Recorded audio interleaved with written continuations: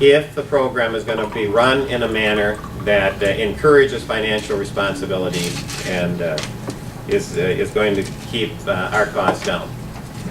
So let me close by reiterating what really is a large part of my emphasis here, that when someone is elected to Congress, they are being hired to be a good financial manager. And I bring that to the table. I have a personal history and other history of good financial management. And personally, I'm financially very successful, and I don't apologize for that. But I bring that expertise to DC, and that's what we need at this point in our history. So with those prepared remarks, I'd be happy to respond to any questions that anyone might have. Yes? Walton seems to have quite a bit of support from veterans. What would you do to offset the programs that he supports? You know, do I support veterans benefits? Yes, I do. Do I support Social Security? Yes, I do. Do I support Medicaid and Medicare? Yes, I do. I support all these programs, but I will insist that if we don't change course, we are not going to have the money to pay for any of these. The viability of Medicaid, Social Security, veterans benefits requires that we have sound financial management and that we get our financial house in order. Herb, let me just, in that context, digress just a little bit back to Farm Fest of a year ago, because I was there a year ago just as I was several weeks ago. And I listened to the farm panel, most of whom I knew. And I got the impression from the farm panel that the panelists were talking primarily about how we farmers, and of course that's who I am, could protect, how we could protect our share of the federal dollar. Okay? And in the discussion afterwards, and there wasn't very much, it was pretty quiet, I finally went up to the mic and I said, look at what we're doing here. It's like the federal government is a big train, and we who are farmers have some kind of rights to one of the cars. And so we're doing everything we can to protect our car and the train. The problem is the train is going over a cliff. And how much good does it do us to own a car and a train that's going over a cliff? And so truth be told, the future of agriculture in southern Minnesota is very much tied to the financial stability and viability of the United States. Okay, we in the 1st District go the same way that our country goes. And so we can't sacrifice the financial viability of the country for, for a lot of details. So that's what I'm going to bring to the public, and it includes veterans benefits. And I applaud Mr. Walsh for what he's done on veterans benefits. But the big picture is, if we don't balance the budget, we're not going to have the money for any benefits. Herb, that might have been more answer than you were looking for. Other questions? Yes. Your suggestion for block grants, yes, to administer food stamps. Yes. How can you assure me or anyone else fairness in the distribution of block grants to the 50 states? It's commonly known that certain states get favors. Can I assure fairness? I can't. By the way, I'm not recommending block grants for Medicaid. No, I'm talking about food stamps. I don't. I just want to put that. Can I assure fairness? No.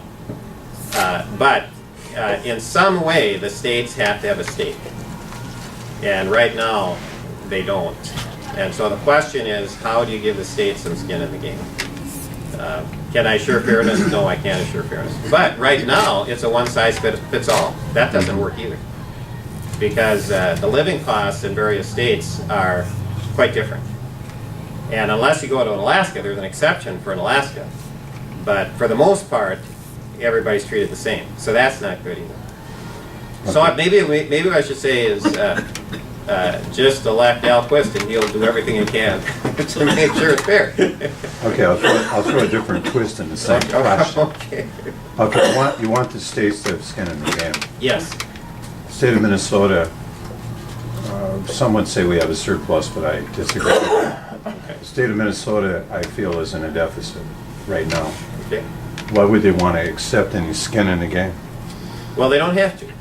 Okay. I mean, here's the thing: if the federal government puts out the block grants, and everything needs to be at the table, and Congress needs to make a decision on how much it can spend for the block grants, and it has to be a financially responsible decision. The states don't have to spend more. They don't have to spend more. If they do, they have to come up with the money. And so there's a lot of incentive then to states to keep the participation rate down so they don't have to spend their own money. So it doesn't necessarily put states in a financially precarious position. So, but this is not the only way you can do it. I mean, there are other ways. You could have a cost share, but how can we change the incentives so the incentives are to get people off rather than to get them on? Let me just mention one other example. When I was in my 20s, I spent a fair amount of time as a student on what was then called the St. Peter Mental Hospital. Now it's called the Regional Treatment Center. We had 3,000 people there. Okay. And at some point, the legislature and the mental health might jeopardize your campaign. What are you hearing from farmers and farm groups and the farm lobby about your? Well, I was part of a Farm Bureau policy planning meeting about 3 weeks ago, and these are the local Farm Bureau members in Nicola County. And Don, what I found was that the farmers there were all over the map on what they thought the best policy was. So anyway, I think that's a fact of politics, that they are all over the map.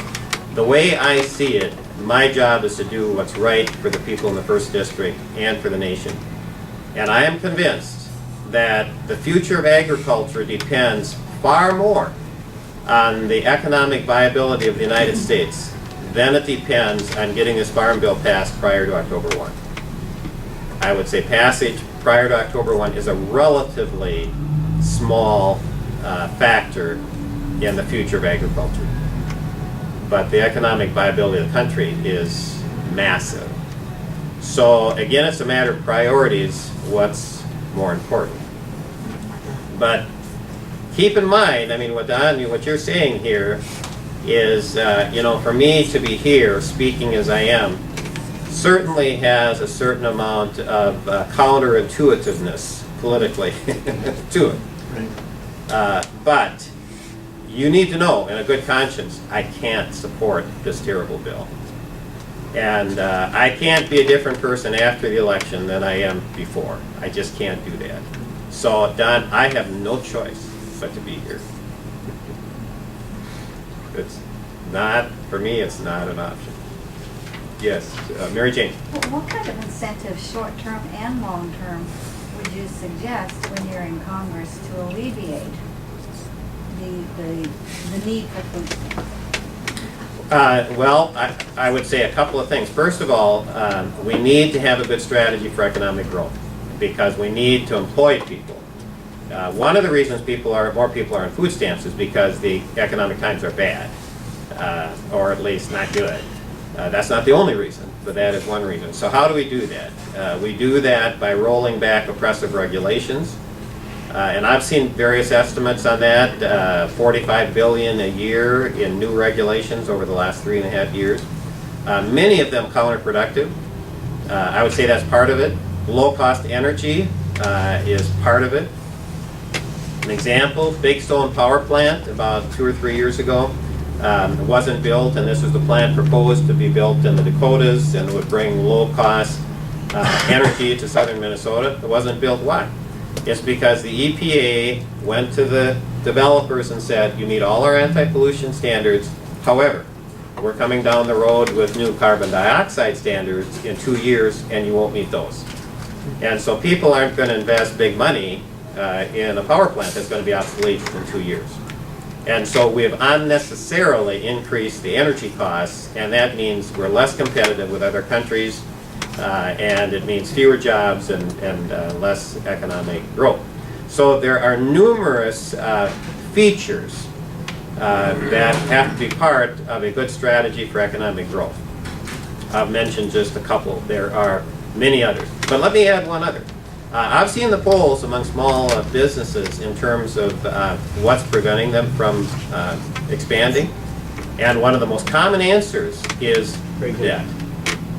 They say, why should I risk my finances, whatever, to expand in a country that financially, 5 years from now, may just be in the throes of economic chaos? I can't do that. So we give businesses the confidence that we're going to get the debt under control, manage our finances well, they're going to be a lot more likely to expand. So that's another part. And there isn't any one single answer, but a lot of things working together can jumpstart the economy. Now, but on that score, let me go back to the other chart just for a second, and this is the chart on the growth of the federal government, because when I first saw this chart, I just picked these charts off the internet, by the way, and I email them to my printer, and he prints them up. When I first saw this chart, it reminded me of something I did when I was in my 20s, and I think there might be one or two of you here who did the same thing. That is, I always went to the county fairs. I loved the county fairs. We used to have tractor pull contests. And when I was in my 20s, the tractor pull contest consisted of a big diesel tractor pulling a sled, and there'd be weight on the sled, but then there'd be room for people to step on. And so you'd have these people in there, you know, most of them in their 20s like me, and we'd stand along the side, and the sled would come along, and we'd stand on the sled, step on the sled. Anybody else ever do that when you're, okay, Gene has? A lot of you have seen it, I think. Okay.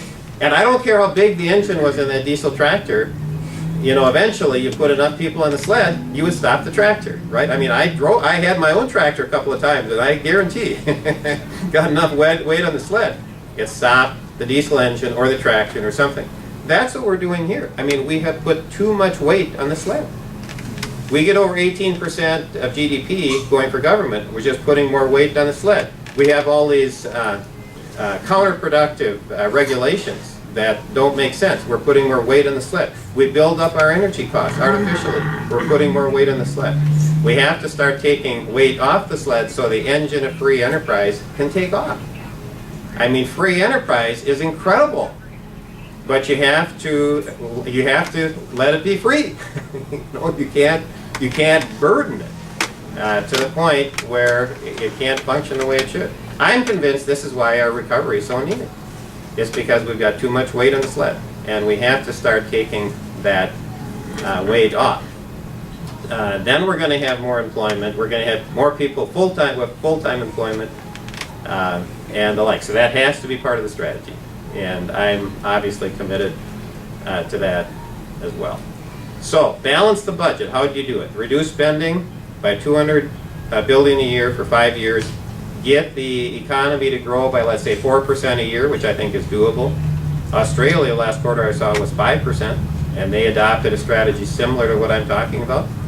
And then you can get the economy growing. Let me just add a footnote to that. One of the things Australia did about 15 years ago is a clampdown on fraud. Okay? Here we've got a situation in Minnesota regarding Medicaid fraud where Congressman Isa's research staff estimated that Medicaid fraud could be costing us up to $100 billion a year. This is, as we say in the farm, money down a rat hole. Okay, I mean, here is money that we can recover insofar as the debt is concerned. It makes a huge difference, but insofar as having a smooth-running free enterprise system too, we can't just be standing back and wasting that money. So one of my top priorities is stopping the Medicaid fraud. And right now, neither the federal government nor the state government seems much interested. Well, for me, I am very interested because we can't allow that to keep going. So that's another piece of the puzzle in terms of freeing up the engine of free enterprise. Gene? You're talking about Medicaid fraud, and that brings to mind a question that I've been mulling over since you started talking here. Has anybody ever tried to estimate the food stamp fraud in this country, because you know, you hear all the horror stories. Yeah, well, let me just